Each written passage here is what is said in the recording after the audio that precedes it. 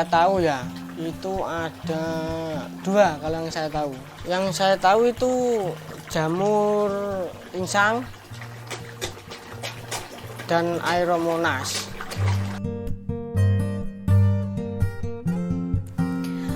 Halo sahabat, selamat datang kembali di channel Suksespedia. Ikan koi memang sangat menguntungkan untuk dibudidayakan, namun kadang ikan ini diserang penyakit yang parah dan susah untuk disembuhkan. Bahkan jika penyakit ini dibiarkan begitu saja 50 hingga 80% ikan di kolam kita bisa mati loh.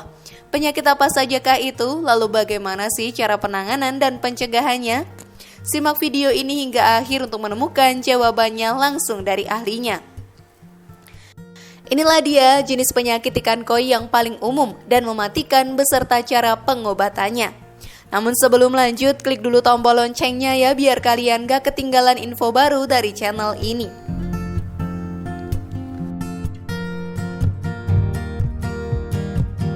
Kalau menurut saya bakteri dari kolam lumpur itu. Makanya ikan koi kan harus dikarantina dulu kan, itu penyebabnya. Kita kan bakteri itu biar mati dulu yang ada di kolam tanah. Soalnya gini Mbak, ibaratnya di kolam saya ini ya, saya masukin ikan koi yang belum saya karantina, baru panen dari kolam sawah, langsung saya masukkan di sini.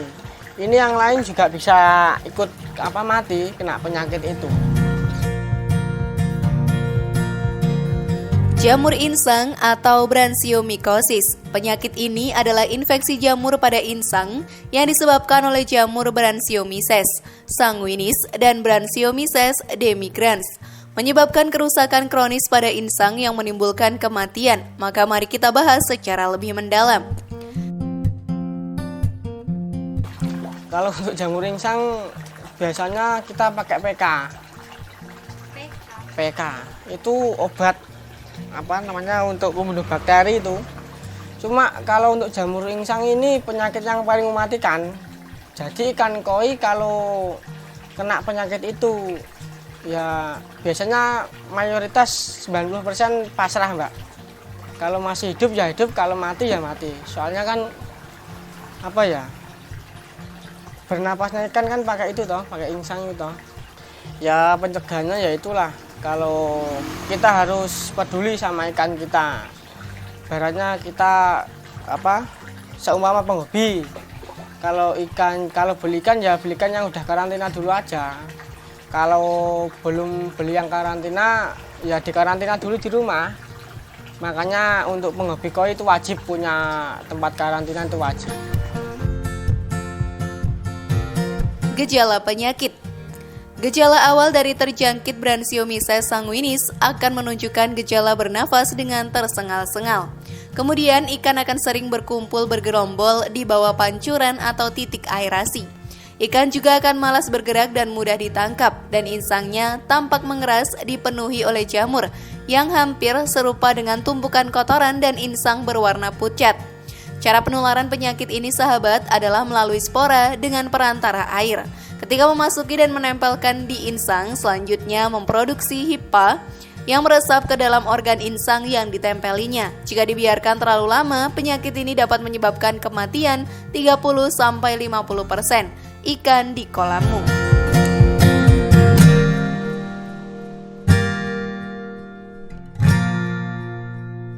Penyebab Branchiomycosis disebabkan oleh jamur Branchiomyces yang tumbuh ketika lingkungannya mendukung. Jamur ini bisa tumbuh pada temperatur rendah di bawah 20 derajat Celcius namun tumbuh subur di suhu 25-30 derajat Celcius. Mungkin juga kadar oksigen rendah di bawah 5 ppm. pH rendah di bawah 6, kepadatan kolam terlalu tinggi sehingga kadar amonia tinggi lebih dari 5 ppm. Penyakit ini juga tumbuh bila ada alga atau plankton booming yang disebabkan oleh terlalu banyaknya kotoran organik.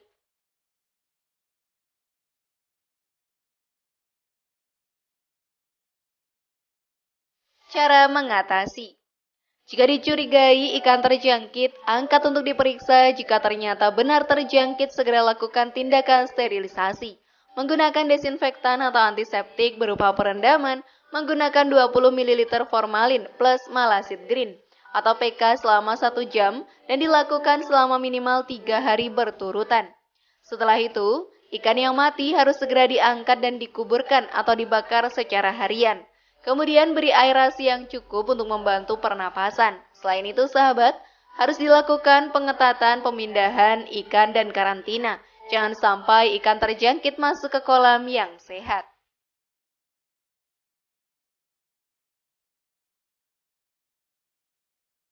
Pencegahan. Agar kolam bebas dari gangguan jamur, maka disarankan melakukan tindakan sebagai berikut. Pertama, jaga sanitasi kolam. Rajin membersihkan chamber filter mekanis. Kotoran yang menumpuk lama dapat menjadi sumber timbulnya jamur. Lakukan pengukuran parameter secara reguler, terutama jaga pH di atas 6,5. Jika kolam rawan serangan jamur ini, berikan larutan metilen blue ke dalam kolam sebanyak 1 gram per 5.000 liter air. Setiap 14 hari atau sebulan sekali. Jangan lupa juga untuk mengkarantina ikan yang berpotensi berpenyakit.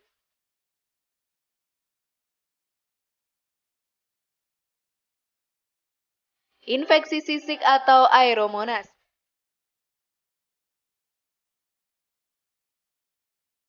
Ya, kalau Aeromonas itu biasanya dari amonia, kotoran ikan itu sendiri gitu Mbak. Soalnya kan biasanya kan gini ya, kita kolam filter seperti ini tuh harus ada chambernya, ada filternya, itu harus wajib. Lah, kalau chambernya itu udah terlalu kotorannya udah terlalu over, kalau nggak dibersihkan itu bisa menyebabkan ikan itu kena penyakit Aeromonas itu.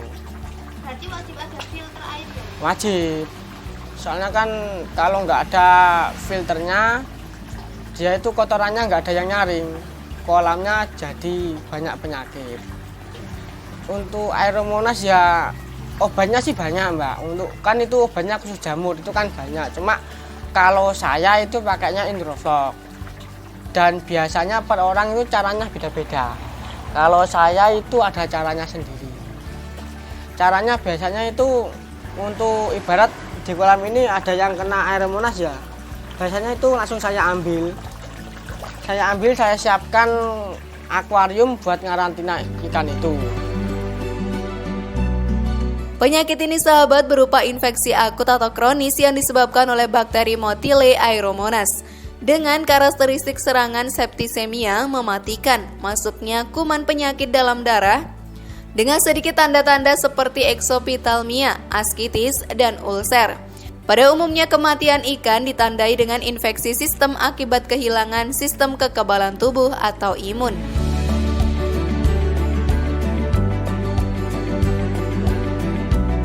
Gejala penyakit.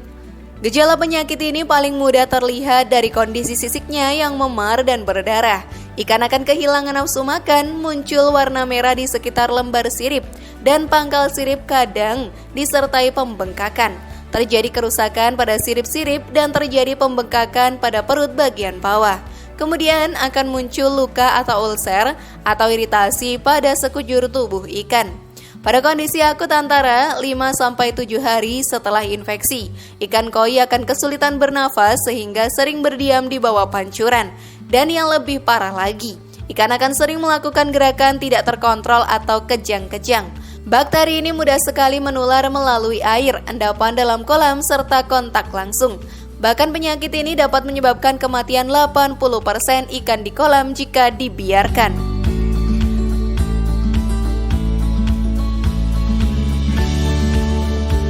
Penyebab. Semua bakteri Aeromonas tergolong bakteri gram negatif dan pertumbuhan optimumnya pada temperatur 15 derajat Celcius, bahkan bisa ditemukan pada suhu 37 derajat Celcius. Bakteri ini sahabat tidak dapat hidup pada lingkungan yang mengandung sodium klorid 6,5% serta resisten terhadap ampicillin dan carbenisilin. Bakteri ini kerap menjangkiti ikan pada suhu di bawah 15 derajat Celcius, di mana pada suhu tersebut metabolisme bakteri mencapai tahap optimum, sedangkan metabolisme ikan sedang rendah. Kepadatan kolam yang tinggi, terlalu banyaknya kadar amoniak dan nitrit dalam air, serta kurangnya oksigen juga menjadi penyebab penyakit satu ini.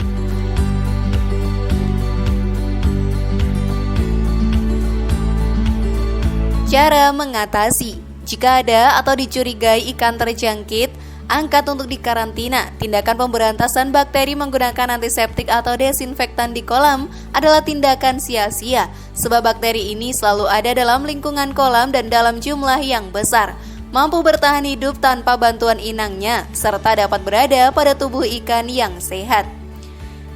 Inrofloc merupakan obat yang terkenal ampuh untuk penyakit satu ini. Kemudian dapat dilakukan pemberian sulfamerazin melalui pakan 264 mg per kilogram. Pakan selama 10 hari. Penyakit ini akan membutuhkan banyak sekali obat.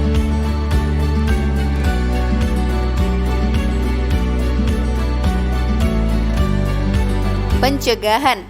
Sahabat, agar penyakit ini tidak kembali, jaga parameter air kolam stabil dan sehat sehingga ikan tidak stres. Kemudian jangan memasukkan ikan baru tanpa melalui proses karantina yang cukup, minimal 7 hari. Karena infeksi ini memiliki masa laten 5 hari. Jika didapat ikan terinfeksi dengan ciri-ciri tadi, segera pindahkan ke bak karantina untuk diobati. Ikan yang masih sehat di kolam diberi pakan yang terbuat dari 1 kg pelet yang dicampur dengan 3-5 gram oksitetrasilin. Selain itu, kurangi penggunaan probiotik ya untuk menekan pertumbuhan bakteri di kolam. Kemudian tambahkan filter air pada kolam agar air selalu bersih dan kadar amonia tidak berlebihan.